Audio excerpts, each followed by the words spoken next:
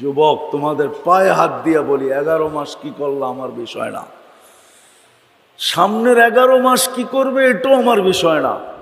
তোমাদের পায়ে হাত দিয়া অনুরোধ করি, একটা মাস আল্লাহকে দিয়া দাও। একটা মাস, রমজান আল্লাহর মাস, আল্লাহ আমাদের কাছ থেকে চাইছেন। যদি না চাইতেন তাহলে এই কথা বলতেন না, আসসাউমু লি আনা আজজি বি, রোজা আমার জন্য, এটার বদলা আমি নিজে দিব। এটাই তো আমি কাঁদি, এইটাই তো আমি কাঁদি যে বাড়িওয়ালারা যত আছে সবাই বারাটিয়াকে ভুগ দিত।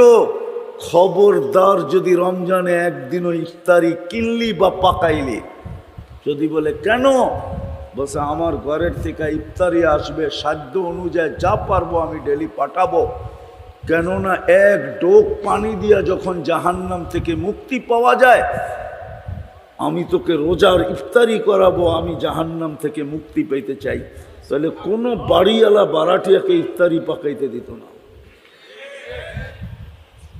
তাইলে তো সিন্ডিকেট প্রত্যেক মহল্লায় হইতো, বাজারে হইতো না সিন্ডিকেট।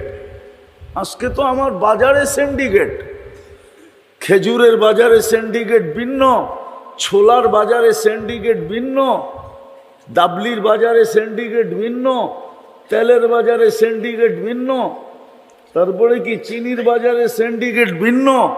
রোজা আসতে দেরি, সিন্ডিকেট হইতে দেরি হয় না। সিন্ডিকেট তো মহল্লায় মহল্লায় হইতো।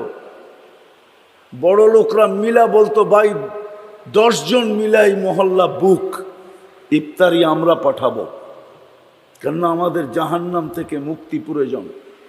এক ডোক পানি দিয়ে যদি মুক্তি পাওয়া যায়, অথচ আজান যখন হবে, এই উত্তরানা সারা বাংলাদেশের যত রোড আছে, হাজারো মানুষ হাফায়া হাফায়া দৌড়াইতে থাকে। কেউ একটা পানির বোতলের জন্য দোকানের পাশে যায় দাঁড়ায়, অনেক সময় বেচতেও চায় না, কয় ইফতার করবো না পানি দিব।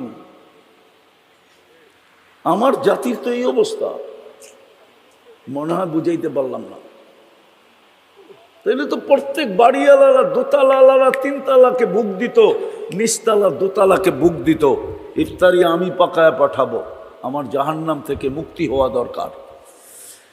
তাহলে ওই বইন বলতো, তোমার যখন দরকার আমারও দরকার, তুমি আমারটা পাকায় পাঠায়ও, আমি তোমারটা পাকায় পাঠাবো। খবরদার যদি তুমি তোমার জন্য কিছু পাকাইলা, তাহলে তো প্রতিযোগিতা চলতো আমার সমাজে।